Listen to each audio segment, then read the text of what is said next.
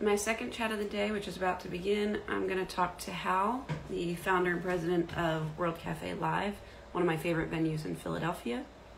And we're also going to talk about the National Independent Venue Association. Let me pull Hal in.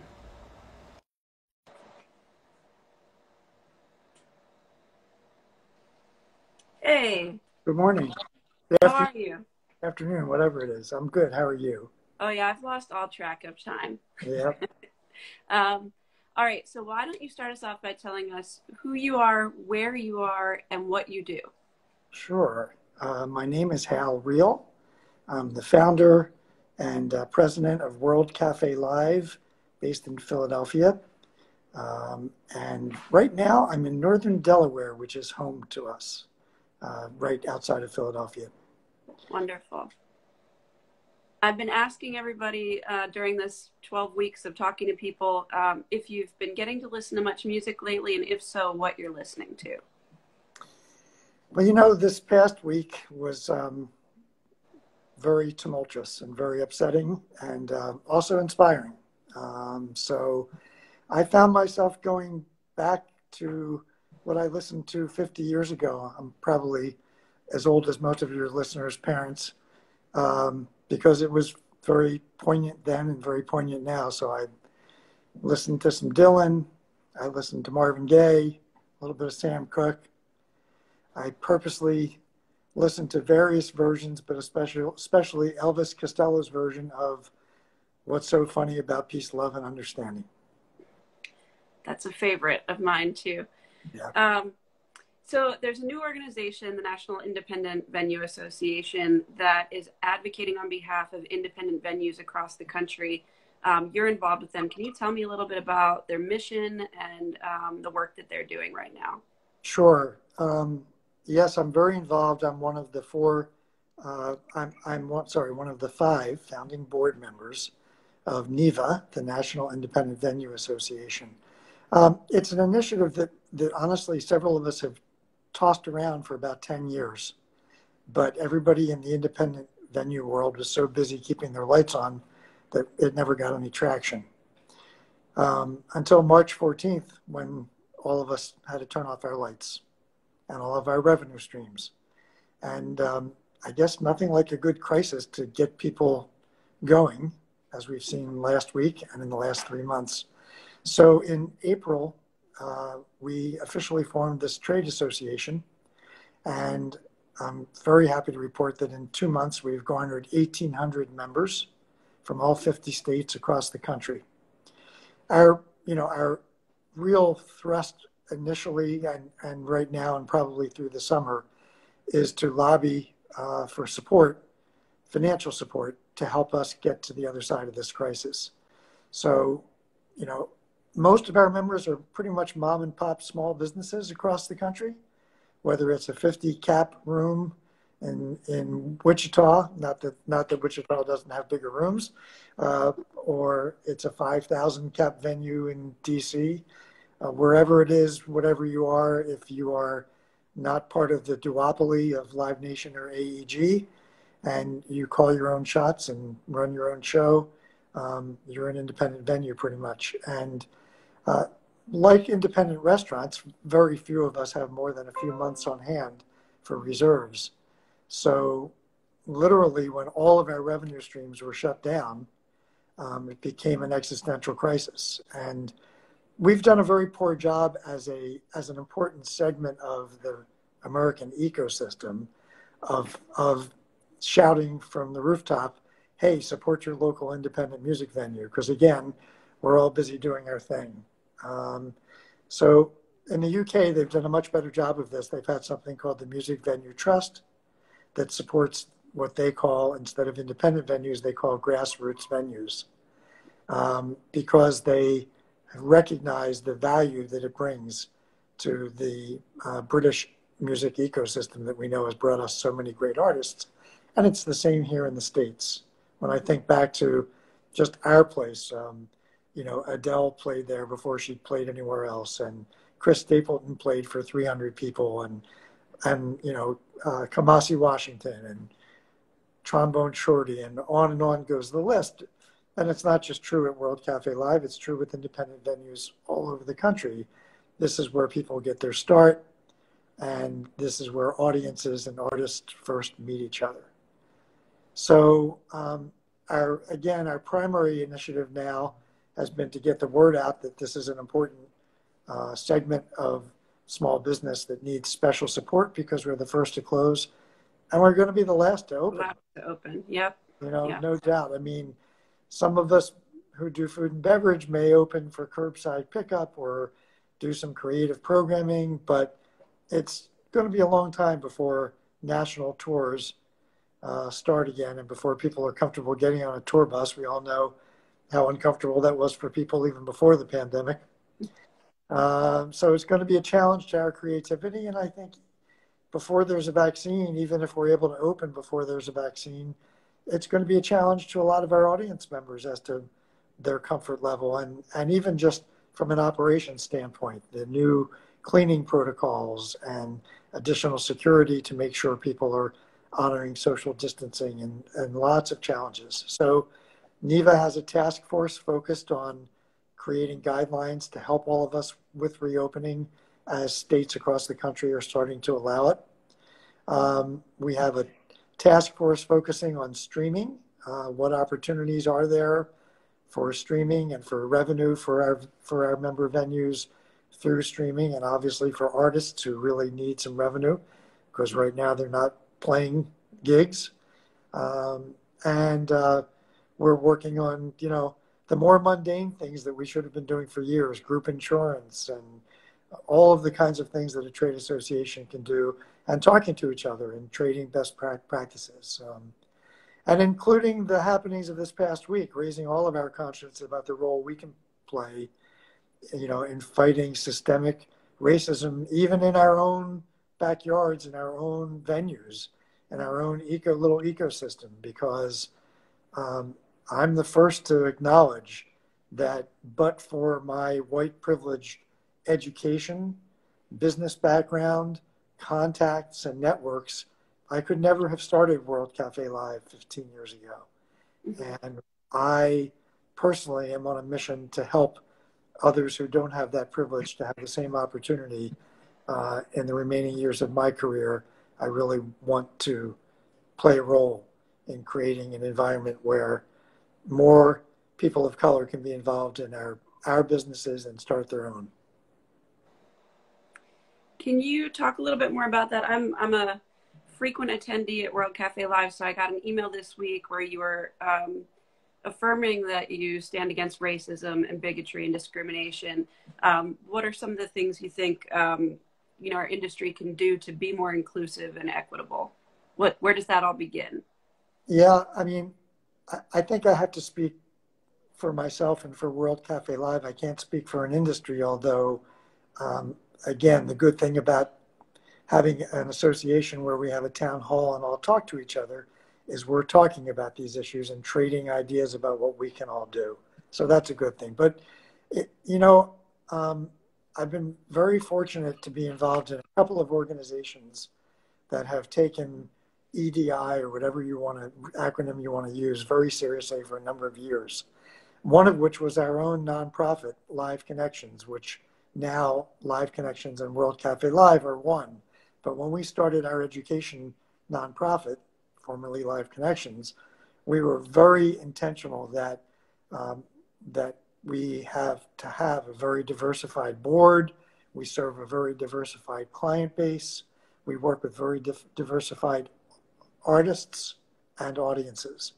And so I think that the biggest lesson I learned from that, and from also my involvement in one of the country's regional arts organizations, the Mid-Atlantic Arts Foundation, which was very lily white when I got involved, is that it has to be intentional.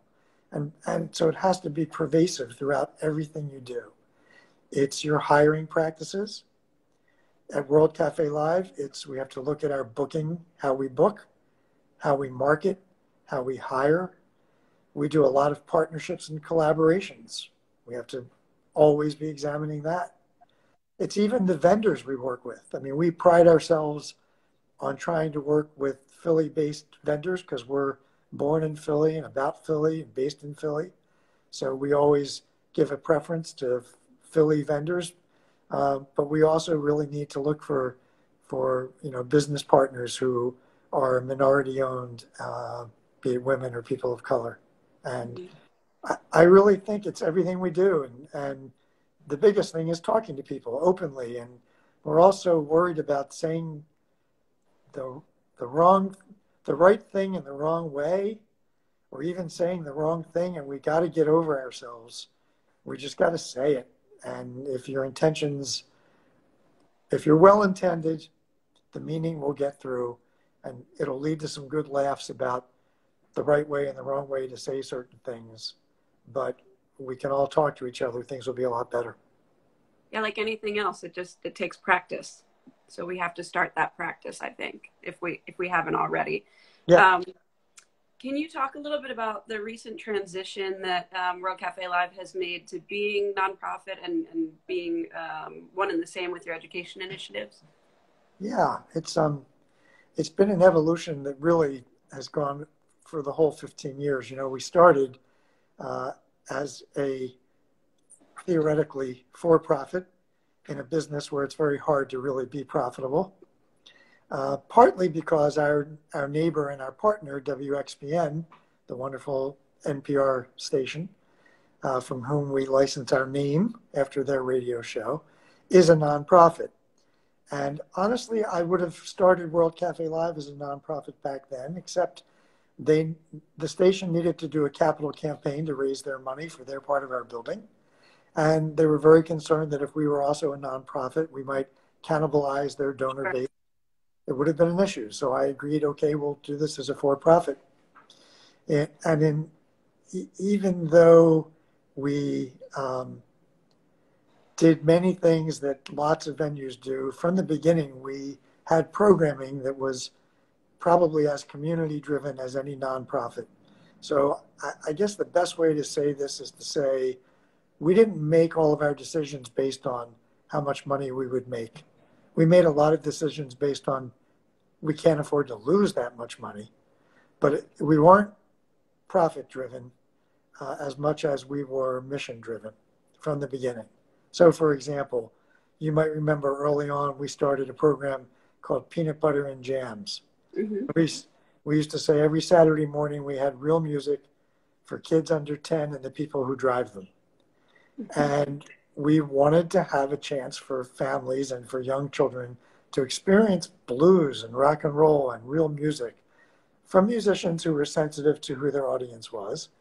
And that spread across the country. There was an article in Newsweek about us doing that, and it really spread to lots of venues around the country. We're very proud of that. We didn't make money from that. We lost lots of money, but it was a really important part of our mission. And what's really fun now is 15 years later, we have audience members come in or bands come in and say, I was here for Peanut Butter and Jams when I was 8 years old. So it's kind of fun. Yeah. So then in 2008, we started our education program. And that was inspired by the fact that during the recession, one of the first cuts made in the Philadelphia school budgets was the music program. And I just couldn't sit there with a building that was usually available during the day and with relationships with artists from all over Philadelphia, from all genres, classical, jazz, rock, and not try to do something about it. So we pulled together a group of donors, entrepreneurs, teaching artists, musicians, and arts educators and said, how can we do something about this? And we started a program called Bridge Sessions, where we bring 100 students at a time in for a session that we curate with usually 2 or 3 different artists, often from different genres, that are very interactive. The musicians are on the floor of the music hall at World Cafe. Uh-oh. Hal, I don't know if you can hear me, but we've lost you. Uh-oh. There I am. Sorry. It's give Hal a minute to come back with us.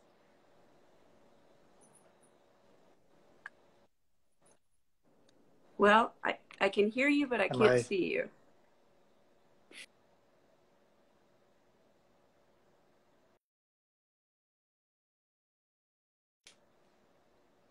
All right, we're going to pull Hal back in just a moment. Let's see if we can make this work. Thanks to those of you who are sticking through the technical difficulty. Here we go. Go live with Hal Real. Okay.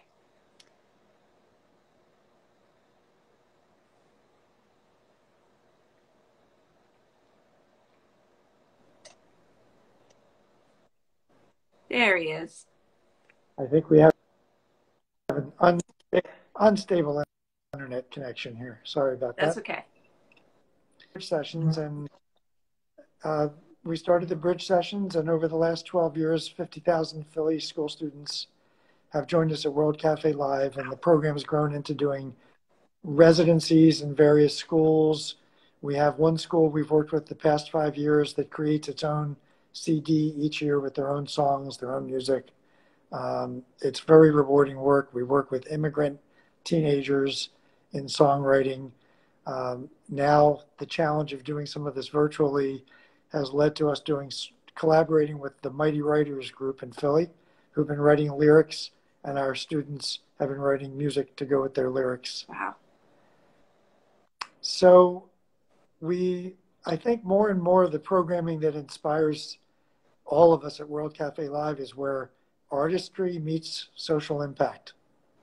And we're trying to amplify unheard voices and trying to be a platform that allows music to really build community. So we'll listen.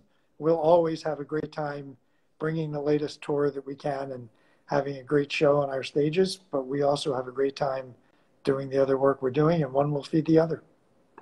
You can really feel that sense of community in your venue, and I think that's probably a huge part of why it's one of my favorite venues that I keep going back to again and again. So thank you for what you do. It's so important. And that's why, the NIVA and their work is so important, because there's so much at stake in communities across the country. To sort of wrap up, can you tell us where people can go for more information about World Cafe Live and NIVA and the things you care about and how we can best support those things right now? Thanks for asking that. Let's start NIVA. Very easy to remember. Hashtag is Save Our Stages. If you use that handle on Instagram or Facebook or Twitter, or go to the website saveourstages.com, you'll see a link where you can send a letter to your senator or your congressperson. And in fact, our supporters from all these venues have sent over 600,000 letters saying to the Senate and the Congress, do something to help save independent venues. So please check that out and follow our great press we're getting at our campaign. For World Cafe Live, again, if you follow us on all the social media platforms and stay tuned, there's a lot of things we have going on. Hopefully we'll be announcing shows soon and selling tickets again, but that'll be in a little while. In the meantime, you can certainly support us by making a donation to our education programs. You can buy gift cards for your friends, which will certainly help us through these times. And just let us know about your support. It means the world to us. We were very, very appreciative. We did a campaign to support our furloughed employees right after that happened in March. And over 660 of our fans donated over $50,000 that went directly to our staff while they were waiting for unemployment checks to start. And it was a real lifeline. I mean, it helped them pay their rent and buy food. And it was super heartwarming, reaffirming for all of us. That's wonderful. So keep the faith and stay safe and stay sane and support your local independent music venue. That's what you can do. Yeah. And I can't say enough about how easy it is to contact your legislators through NIVA's website. I mean, there's a form you fill out and it automatically goes to people who are serving in your district. So takes 3 minutes, and really does collectively make an impact. And at the local level, you can have an impact too, because your mayor, your local tourism group, they can all talk to your senators and your congresspeople and tell them how important all of these venues are for York, for Lancaster, for Pittsburgh, for Philadelphia. So it's city council, it's the commissioners, it's everybody where you live. Just raise our profile and say, look, these are our cultural centers. This is where people come together. And it's a very important part of our fabric. Couldn't agree more. Hal, I really appreciate you taking some time to talk about this. We'll have the video posted to the Cable House Presents YouTube channel soon and to our Facebook page and everything, and we'll link to all of the things that you mentioned. Anyone who's watching that wants to continue on, I'm speaking on the hour to people all day throughout the day. The next one is at 1 o'clock with Pat Mendoza, who is has a radio show with KGNU in Denver. And then the whole schedule is posted on my feed if you want to check out who else I'm talking to. And all the videos from this whole 12 weeks, I think I've talked to, I did the math, it'll be 73 people after today from all across the music community. So all those videos are posted if you'd like to hear what people are doing and how they've been affected by what's been going on. So again, thank you so much, Hal, for taking the time. And I hope I get to come to World Cafe Live in person again very soon. I look forward to seeing you in person and enjoying some music together. Thanks for having me. Yeah, thanks so much. Take care. You too. Bye-bye.